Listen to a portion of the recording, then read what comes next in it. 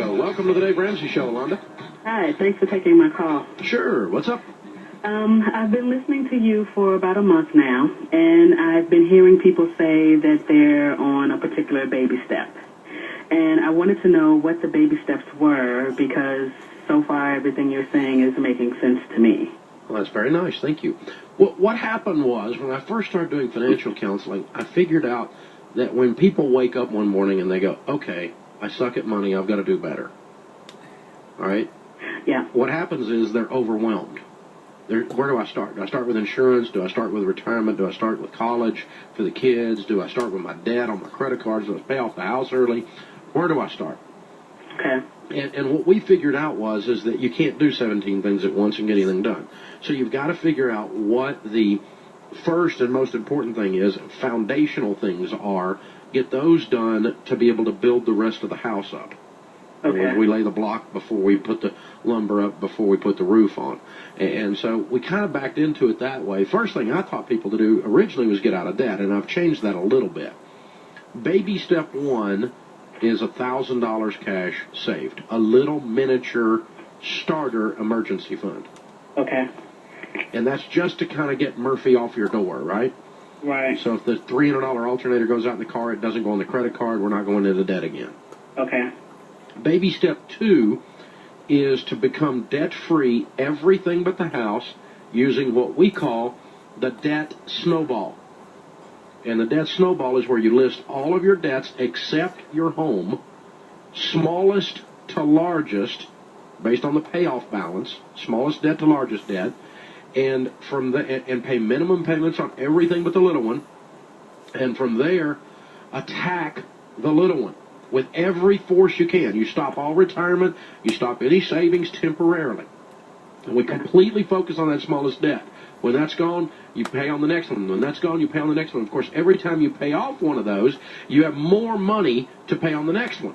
Right, you just add it to it. And that's the snowball. Every time the snowball rolls over, it picks up more snow, it gets bigger. Okay. Now, we're debt-free with the debt snowball in baby step two. By the way, the average is it takes the average family 18 to 24 months to become debt-free with their house. Okay. Now, that's if they get real focused, real fired up. I'm not going to see the inside of a restaurant unless I'm working there. We're not going on vacation. Christmas is a craft. We're getting out of this mess. Okay. Fired up and wired up, okay? Okay. Now, once you're there, once you've gotten that done, then we move back to baby step three is finish the emergency fund. So you go back to that little $1,000 account and you raise it up to a fully funded emergency fund of 3 to 6 months of expenses. Okay. Now, once you've done that, now we got a real foundation. Think about where you are. At that point, you got $10,000, $15,000 sitting around and no debt payments but the house. That's a pretty cool place to be right there. Right. Now we can start to build some wealth because we've gotten out of the hole. And baby steps 4, 5, and 6 we do at the same time. Baby step 4 is you put 15% of your household income into retirement. Matching 401ks or Roth IRAs in good growth stock mutual funds. Baby step 5 is while you're doing 15%. Notice I didn't say 28%. I said only 15%. So while you're doing 15%, if you got kids and you want to save for the college, baby step 5 is kids' college. And baby step 6 is any other money we find we throw at the house and pay off the house. Now, the average is, again, averages are weird because some people take twice as long, some do it twice as fast, but the average is people who work this plan, this baby step plan, become debt-free house and everything in about 7 years. Okay. And the reason is real simple. They're paying attention. Right. Most people just don't pay attention. Right. They're not proactive. Then baby step 7 is the last of the 7 baby steps. House is paid for at that point in 6, and baby step 7 is become very wealthy and give a bunch of it away. Okay.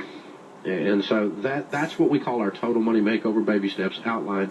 Now, the book, The Total Money Makeover, outlines those in great detail and drills down, and questions you've got about each one of them are answered and shows you how to do it. It's a very process-driven book, and that's why it's been so popular, because it gives people a step-by-step game plan, exactly what to do and where and why and when. And it's not theory because, you know, we've had about 1.5 million people now go through Financial Peace University learning this stuff.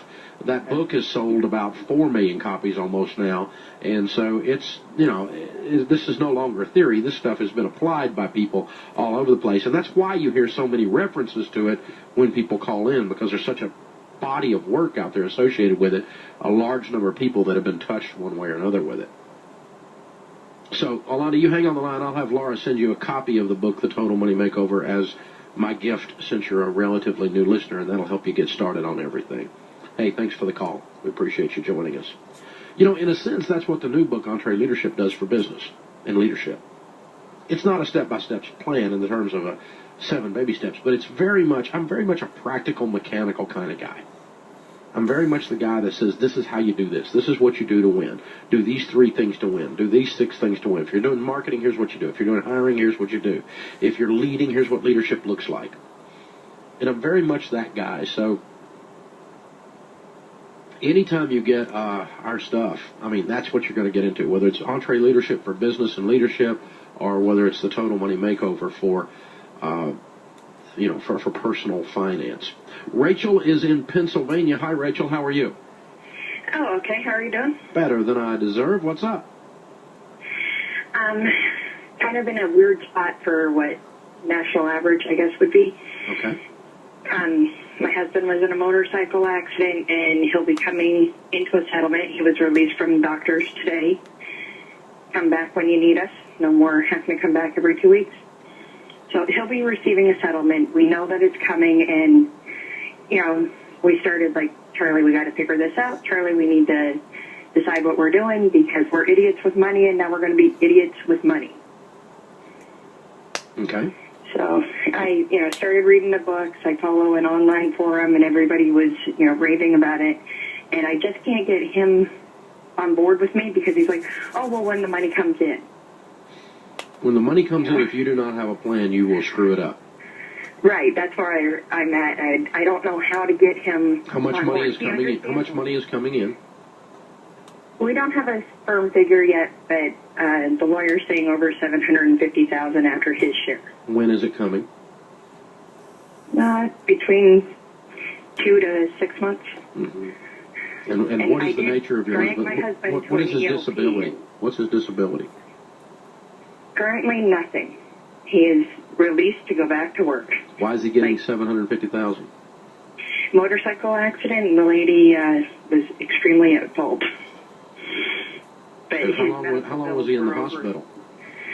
7 days, 3 different surgeries, including one we had to return for.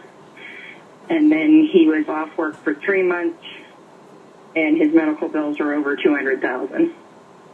You have to pay the medical bills out of the $700? No, they did. In Pennsylvania, they don't cover your medical, so they give you Medicaid, and then you pay Medicaid what they paid. Do you have to pay medical bills out of the $700,000? No, it will be taken out before any portion is issued to him. So the $700,000 is going to be clear of the medical bills? That is my understanding of it. Okay.